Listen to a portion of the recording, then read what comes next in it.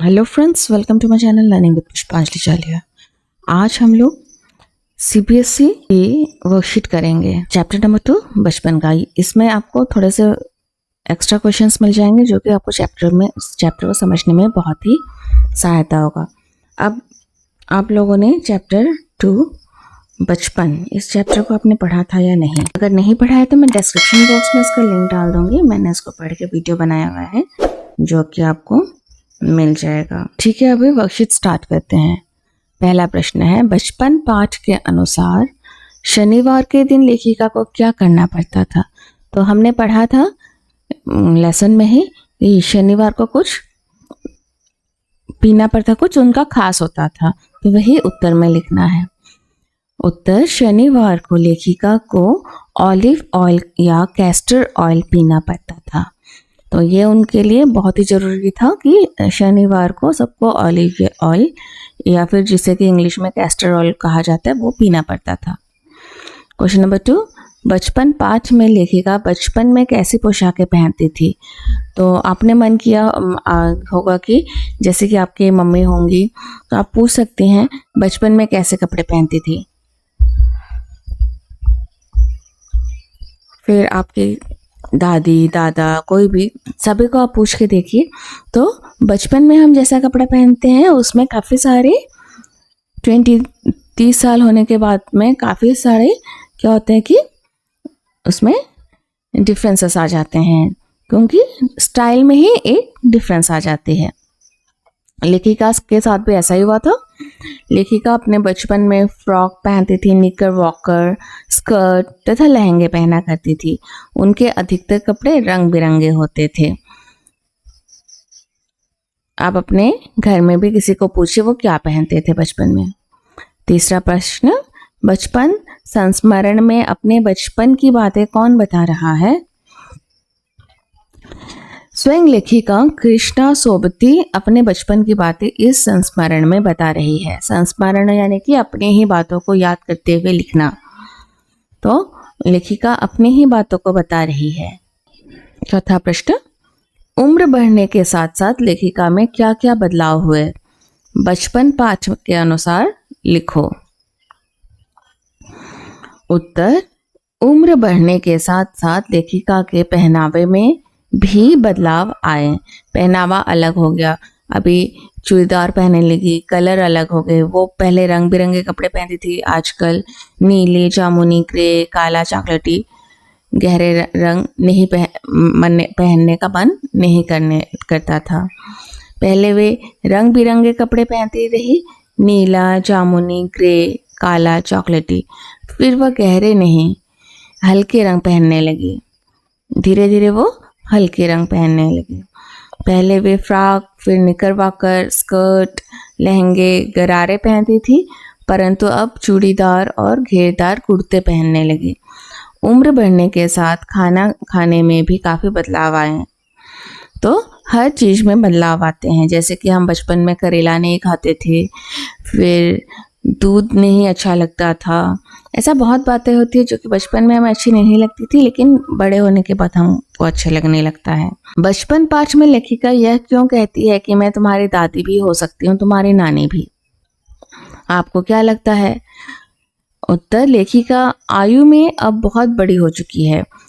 उसकी आयु अब नानी व दादी कहलाने की है, इसलिए वह कहती है कि मैं तुम्हारी दादी या नानी हो सकती हूँ। क्योंकि जिस समय लेखिका की किताब आप लोग पढ़ रहे हैं, आप लोग अभी 11-12 साल के बच्चे हैं, तो उस समय लेखिका जो है वो 55 साल की हो गई थी और उसे लगता था कि इस किताब को, इस लेसन को पढ़ते हुए बच्चे जब 12-13 साल के बच्चे होंगे मुझसे काफ़ी छोटे होंगे और उनके दादा दादी के एज की ही मैं होंगी, ऐसा लगता था। तो उन्होंने पहले ही लिख के रखा है। बचपन पाठ में लेखिका ने जाखू के पहाड़ों के सौंदर्य का क्या वर्णन किया है? लेखिका ने बताया, जाखू के पहाड़ बहुत सुंदर थे।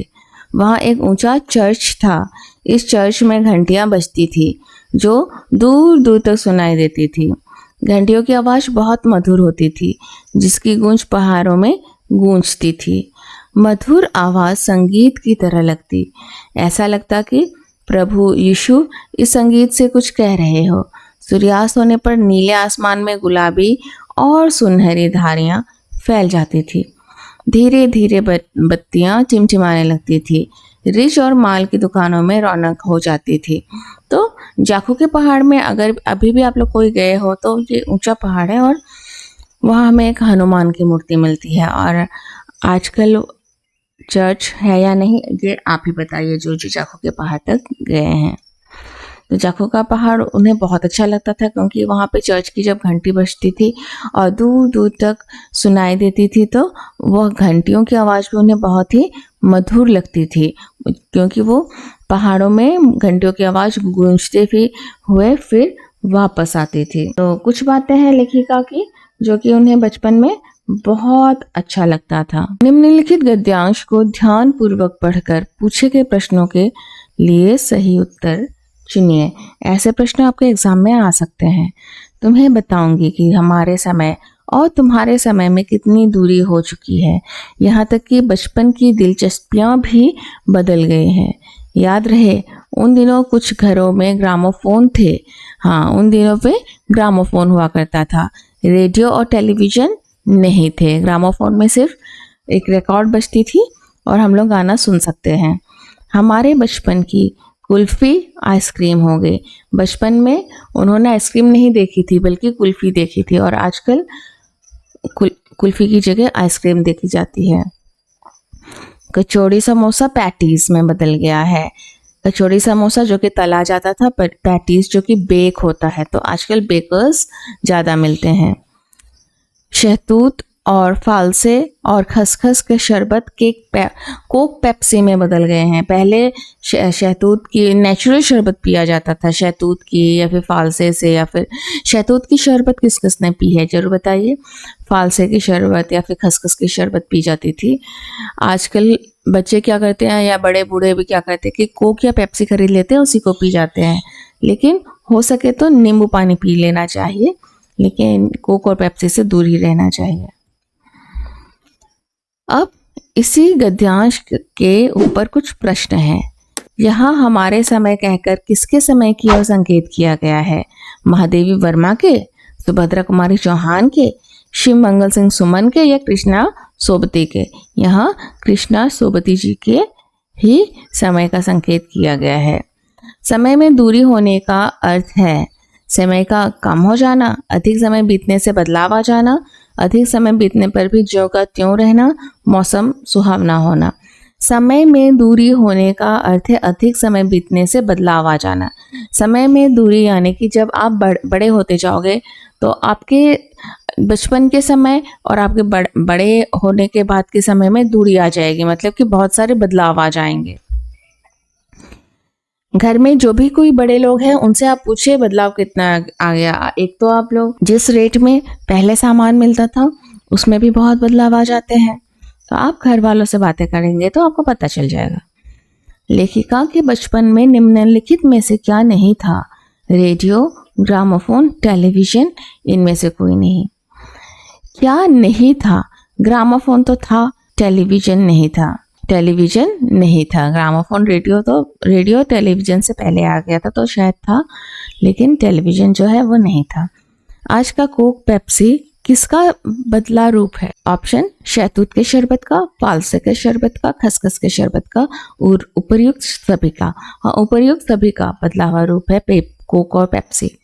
बचपन शब्द है, यह क्या है? विशेषण है, भाववाचक संज्ञा है, जातिवाचक संज्ञा है या व्यक्तिवाचक संज्ञा है? अगर आप लोगों ने भाववाचक संज्ञा जातिवाचक संज्ञा के भेद के बारे में नहीं पढ़ा है तो मैं उसका लिंक भी डिस्क्रिप्शन बॉक्स में डाल दूंगी, लेकिन यह है भाववाचक संज्ञा। हमने थोड़े दिनों पहले भाववाचक संज्ञा के बारे में भी पढ़ा था। तो बचपन शब्द है जो कि बच्चे का बचपन के समय के बारे में बता रहा है, वह भाववाचक संज्ञा है। तो आज का वर्कशीट इतना ही है। छोटे छोटे वर्कशीट में बता रही हूँ आपको ताकि आपका चैप्टर रिवाइज हो जाए। और आपको मेरा वीडियो कैसा लग रहा है ज़रूर बताइए। अच्छा लगने से एक लाइक कर दीजिएगा और अपने दोस्तों के साथ शेयर कर लीजिएगा। और हो सके तो मेरे चैनल में बने रहिए, इसी तरह से मुझे प्यार देते रहिए और मेरे चैनल को सब्सक्राइब जरूर कीजिएगा। धन्यवाद।